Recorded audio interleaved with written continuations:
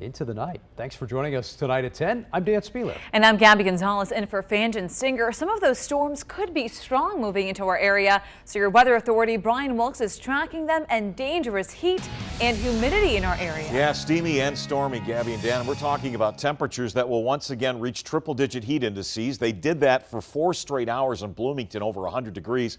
Very hot this afternoon, but thunderstorm complex is right on schedule, exploding now over parts of northern Illinois. Severe thunderstorm watch has been hoisted in northwest Indiana. We do have some lightning in the area, especially as you get out towards Fountain County. This is moving northeastbound with some very heavy rain. If you're out anywhere in central Indiana this evening, look to the north and west, and you will see the light aglow with some thunder and lightning out in the distance. And folks in Lafayette, this is headed your way. Some very heavy rainfall moving up from the south and west and will likely reach Lafayette by about 20 minutes after 10. Further north, we find heavier thunderstorms in northern Illinois. That entire complex, with the potential of strong, severe thunderstorms, is moving generally to the east and will take a slight southeast jog later tonight. Most of the activity stays north for the next several hours. And in the meantime, it's very warm. Downtown, it's 89 degrees here at 10 o'clock, still in the mid to upper 80s in most locations. And when you factor in the high levels of humidity,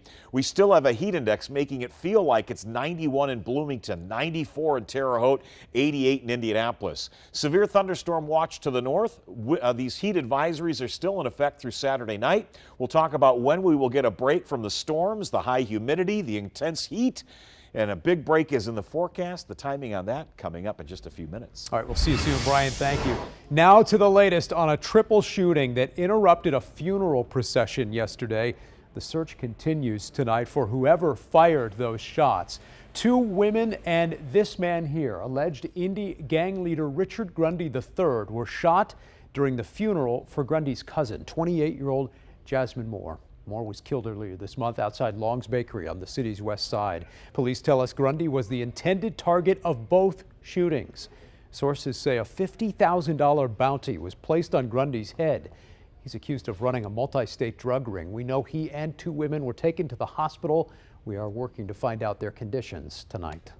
And tonight, people in that northeast side neighborhood where the shooting happened are feeling the impact of that violence. Our Haley Bull talked to them today. She joins us live now. And Haley, we were both out there yesterday. A lot of emotion, a lot of tension there. Gabby, that's absolutely right. And police here tonight telling me they are stepping up patrol in the area and telling residents to not let crime strike fear in them. Neighbors out there say they're focusing on unity in the aftermath.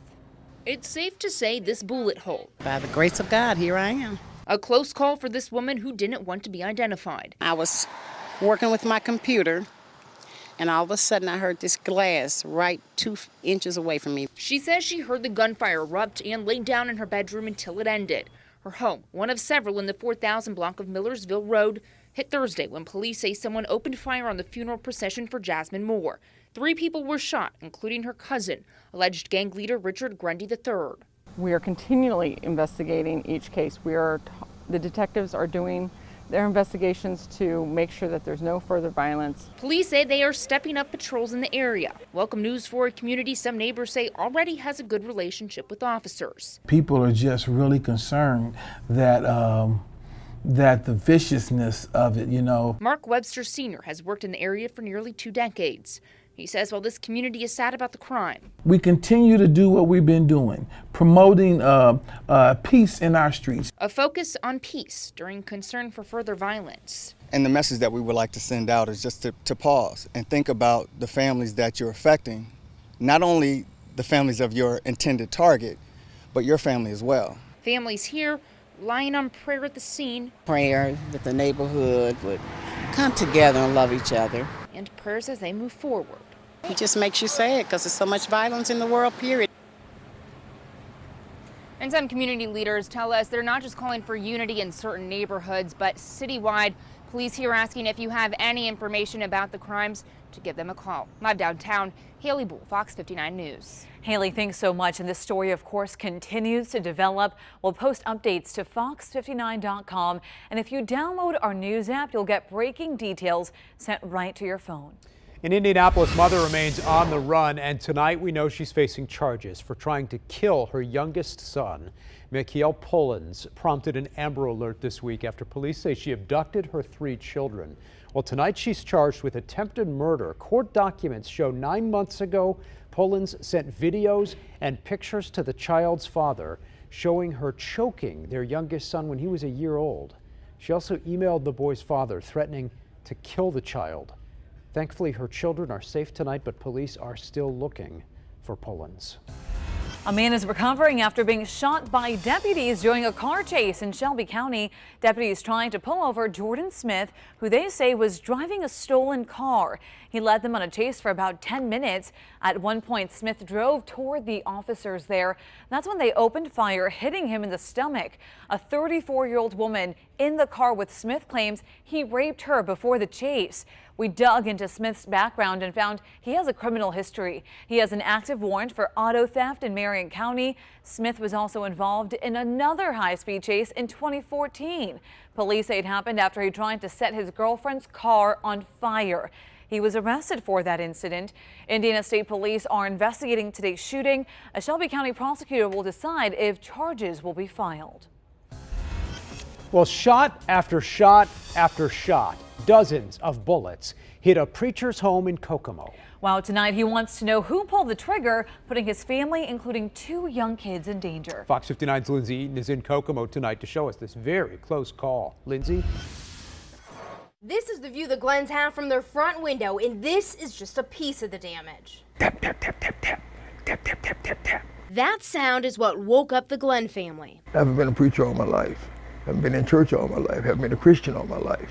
I know gunshots when I hear them. Earlier this month, someone opened fire on Charles Glenn's home in Kokomo. Bullets shattered mirrors and windows and landed feet away from where family members were sleeping. The whole time she was getting out of here, there was 3 shots going on in the room, and they all missed her.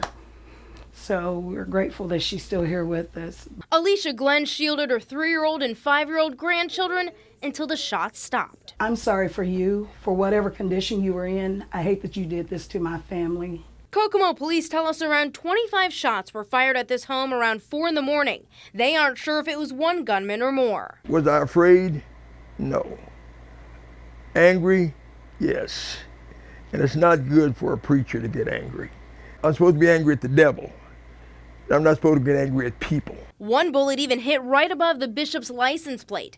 His church for the past 38 years isn't too far from his home. I've helped so many people in this community. I really can't see me being targeted. Investigators are still trying to figure out if the shooter was aiming for this corner home or if the attack was random. I pray that you get the help that you need, but more so, I pray that they get you off the streets. This bishop has a congregation and then some watching out and waiting for whoever pulled the trigger to be locked up. I want them caught, and I want it done now.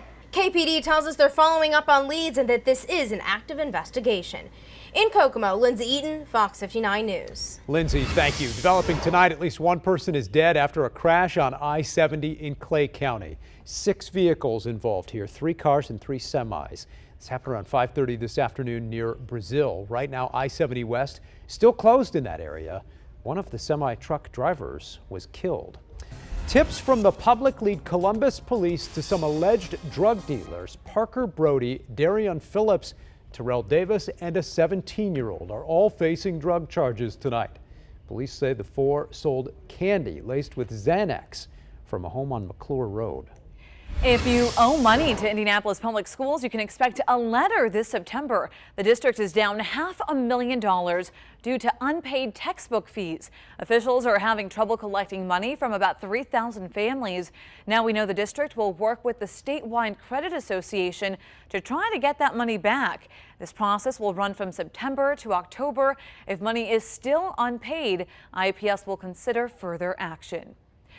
New at 10, student housing upgrades at Ball State University. The Board of Trustees approved the first phase of a new student neighborhood there. It includes a 5-story residence hall, a standalone dining facility, and the realignment of McKinley Avenue. The plans would house 500 students. The school now needs state approval to proceed with that project. Happening right now, you'll need to find an alternate route if you're headed to the airport this weekend.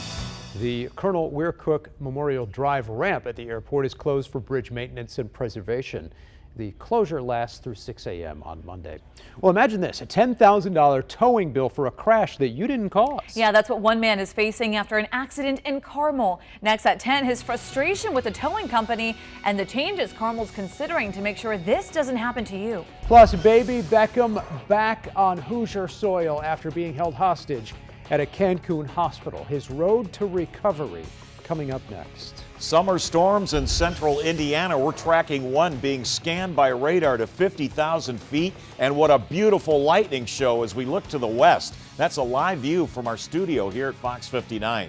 More thunderstorms in the forecast overnight. More heat, humidity too. We'll let you know when this heat will peak in my full forecast.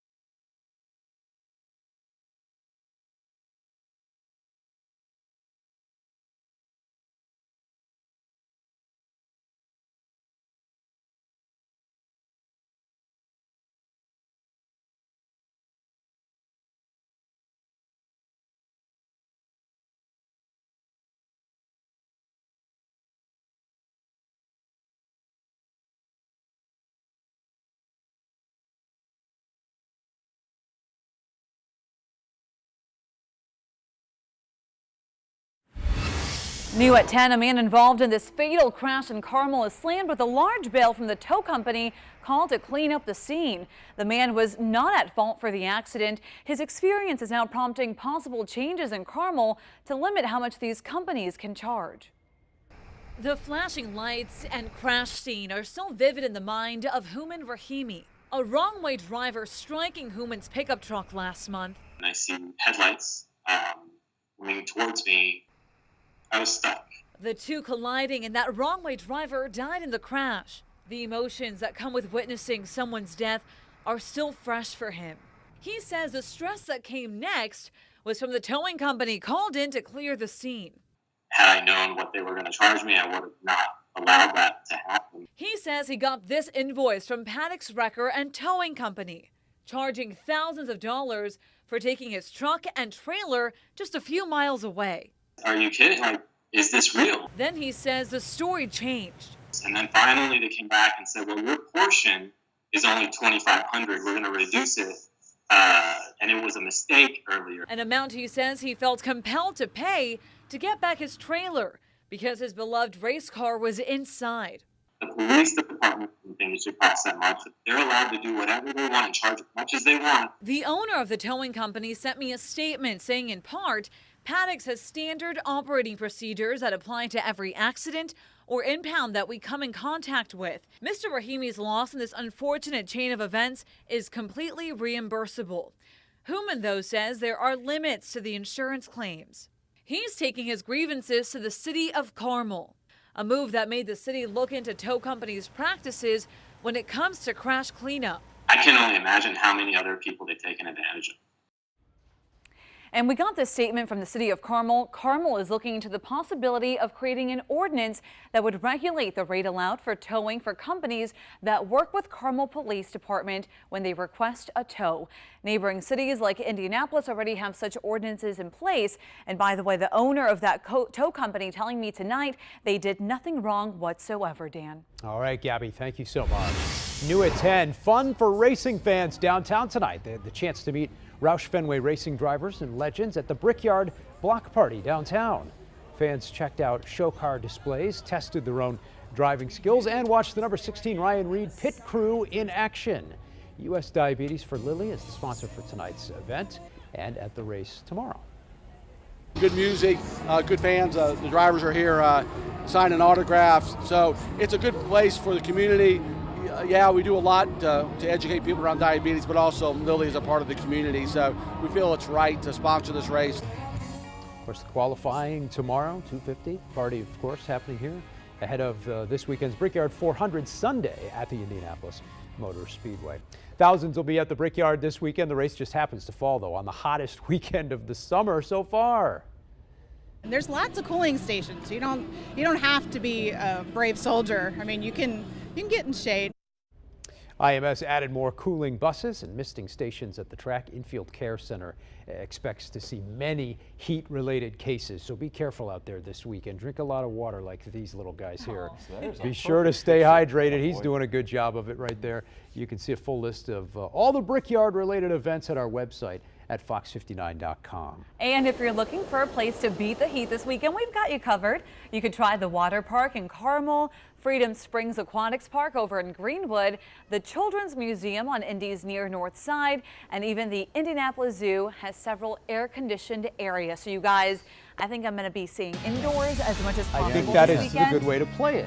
I tell you, the NASCAR fans, they're a hardy group. They've had to brace for a lot of 90-degree heats at the track. Last year it was in the 90, and it's gone 4 times since the track ran the Brickyard starting in 94. It'll be in hitting September. 90 or higher. That's right, and big to do about it. Right. We've got the heat, we've got the humidity. This is summer in central Indiana, right? Oh boy, and if you look outside tonight, you are in awe of this beautiful lightning display.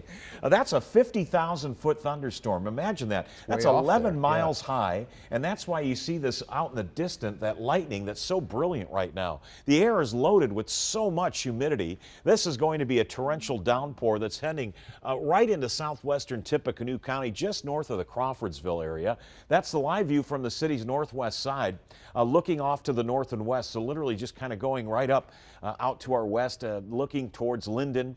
This is moving eventually up towards Lafayette. There's the radar, and we've just detected a little bit of lightning south and west of Indianapolis as well. You can set your watch to it. We talk about these mesoscale convective complexes. They're nighttime storm clusters. As soon as the sun sets and the jet stream, the nighttime jet stream kicks in, things start hopping. It's going to be one of those nights where there's thunder and lightning around, but not everybody will get it. You may see it from the distance, and then you may get underneath one of these torrential downpours later tonight, and one is inbound into Tippecanoe County right now. There is the heavy rain, quite the lightning show underway, and it's moving northeast at about 40 miles per hour, so that will be moving right up and through Lafayette by 10:30 this evening. And there's a little blip on the radar just coming to life out in Hendricks County. Rain shower in Mooresville. You may have heard some thunder too out in Plainfield. This is beginning to push a little bit off to the north and east, and some lightning, even a quick downpour, may be moving right into the Avon area, if not the city's west side, where it's hot and humid. Temperature just checked in downtown was at 85 degrees, 80 at Geist, 81 at Beech Grove, and it's very, very humid across the board. The heat and humidity separated by thunderstorms this morning, holding back temperatures from the north side of Indianapolis up to Muncie, but it got very, very hot, relentless too at times in Bloomington, with a heat index there that was was over 100 degrees for 4 straight hours. 91 was the official high in Indianapolis. That's the hottest so far this season, and it would have been hotter if it weren't for the rain and thunder early this morning. But because we've been putting down thunder and lightning and showers and storms in the area, and that tropical airflow is still right into central Indiana, these numbers are incredibly high. Last night, a very rare 80-degree dew point in Lafayette. It's near 80 in Terre Haute right now. That means the heat index, even at this hour, is still in the middle 90s. It is mugly. 82 is the temperature. Some thunder and lightning now being detected and reported out near the airport. That's that little blip that showed up in Hendricks County. That's not a little blip. That's a giant cluster of heavy rain and dangerous thunderstorms that will track southeast tonight and around again the periphery of this hot dome. That heat is coming east tonight, and it will be with us tomorrow. Once storms break, and they will late tonight, early tomorrow morning, those thunderstorm complexes that dive in from the northwest will give way, just like it did today, to sunshine tomorrow afternoon, hot and humid conditions, and a new batch of storms will likely form again Saturday night into Sunday morning. And with time, we do have a cold front coming, and it will bring relief. But it may get a little noisy after midnight. Thunderstorms may be most active over the northern third of the state, then die out by sunrise. That severe thunderstorm watch is in effect up until 1 o'clock in the morning. And tomorrow, when the heat arrives, the heat advisories kick in, and they are in effect until 7 p.m. on Saturday. Area-wide heat index will be pushing above 100 degrees by noon and likely to be at anywhere between 100 to 105. So tonight, very warm, very stuffy, some scattered thunderstorms, more active and more gusty in the early morning hours, and then breaking for hazy sunshine, heat and humidity, a high of 95. Relief is coming. Enough dry time Saturday that we are not expecting thunderstorms to impact the race, but when the wind shifts Sunday night, the humidity will drop and much milder air will return to start next week. Okay, Brian, thank you. Coming up next at 10, this baby has been getting an awful lot of attention around central Indiana, and now baby Beckham is back in the Hoosier State. We'll show you what's next for him and his family. And new tonight on NewsPoint, scammers using new tricks to fool you out of your information and your money.